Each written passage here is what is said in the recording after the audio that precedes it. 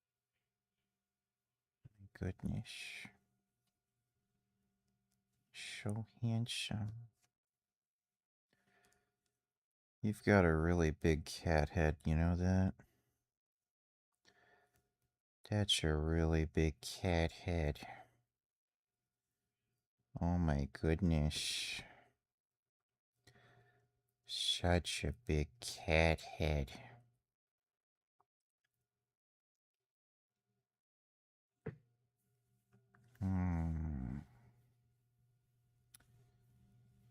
So nice.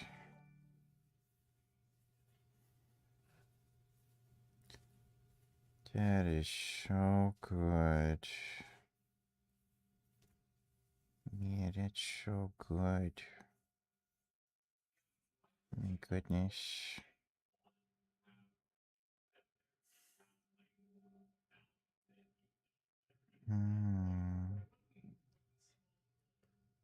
You know I love you. Such a big, beautiful chumbush. I love my chumbush. Such a good chumbush.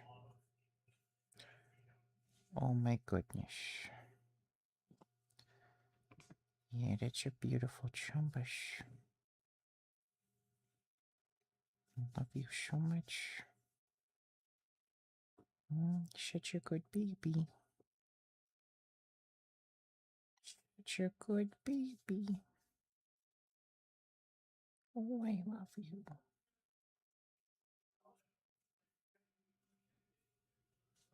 So handsome.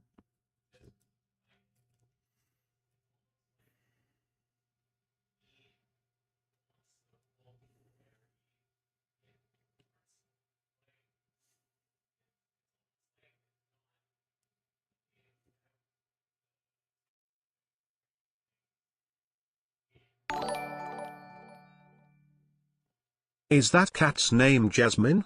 Or who is this Jasmine woman I keep hearing about?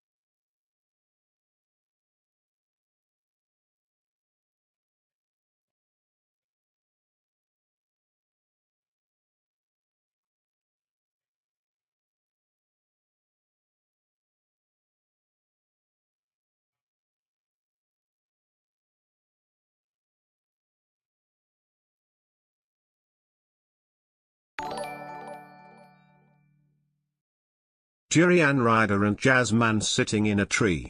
K-I-S-S-I-N Jasmine. Jasmine. What's Jasmine Verhoeven up to these days besides making way more money than you and being way better off than you? Jasmine? Can you get Richard a Diet Dr. Pepper?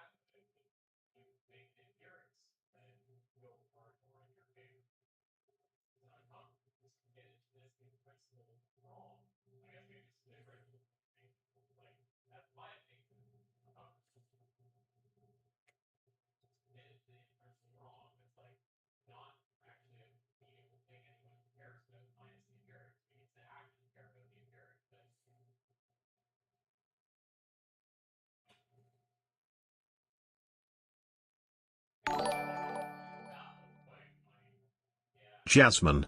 Can you get me a diet cherry cola? Thanks sweetie, love you. Hey Jasmine. Are you going to A&W? Can you get me some fries? I'm bulking. Fat ass nigga fuck. Remember when you were a fat pathetic fuck? And you were a whale couple. Jasmine owns you.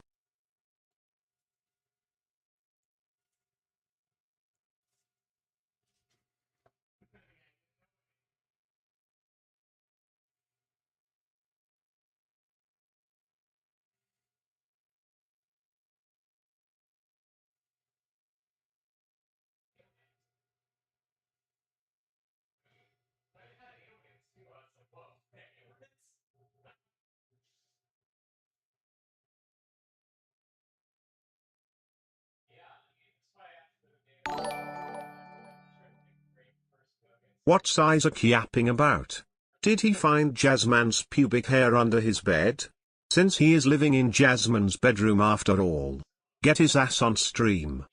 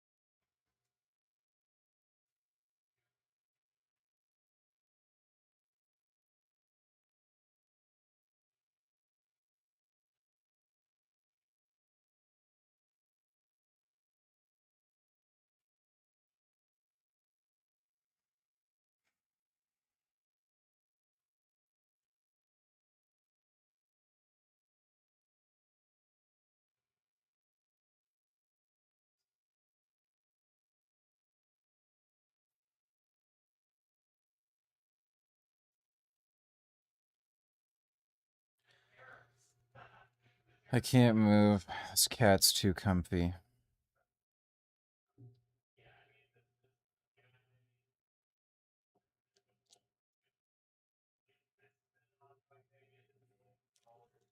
Isn't that right, Gum Gum? Love cuddling with my Gum Gum. He is so handsome. Oh my god. What a beautiful kitty. Oh my goodness. Do you guys see this? This is just so good. Oh wow. Yeah, this is my baby. She's a really good baby. Oh my god, he's so good. Oh, I love you so much, Gum Gum. Such a big chumpish.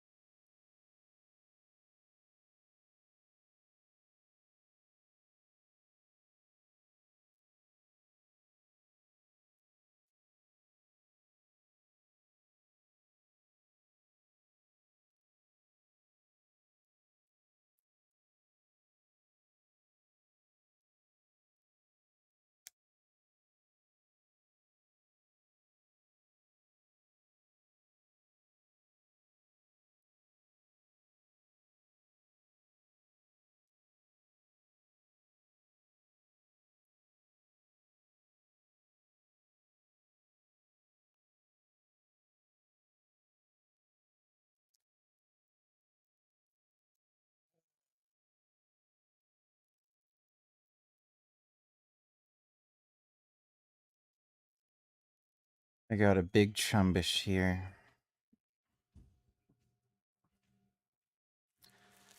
I love how big this cat is. He's a really good cat. So big. He's always hungry, too. He's a very hungry baby. Big kitty needs lots of food. Yeah, you're so big. Love how big this baby is. Really big baby.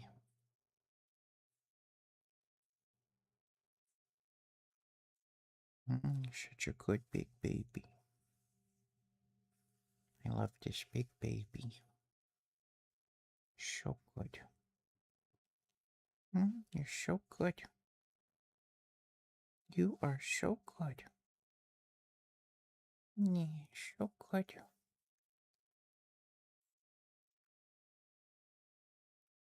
So good. It's my chumbish.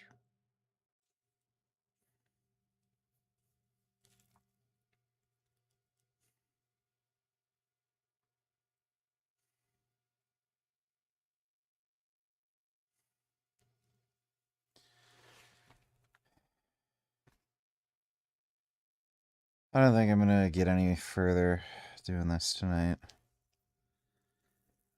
And it's kind of late. I should probably just sleep.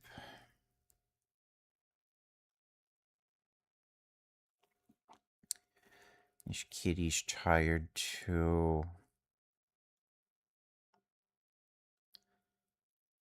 Very tired kitty. So sleepy. He is so beautiful. I can't get over it. My God, he's incredible. You're a really special kitty, Gum Gum. Oh my God, I can't believe how special he is. That's a special chumbish. Yep, Gummy sleeps in my bed. He always sleeps with me every night. She's a good kitty. I love my baby so much. She's a good baby. My goodness. So beautiful. So handsome. Alright, I'm gonna get to bed. Big thanks to everybody who donated on Streamlabs. Really appreciate it. I'll be on tomorrow, so I'll see you all then. How does it feel to be on trend in terms of sex, emotions and libido? It looks like roids aged you pretty fast to be honest, but incredible body gains.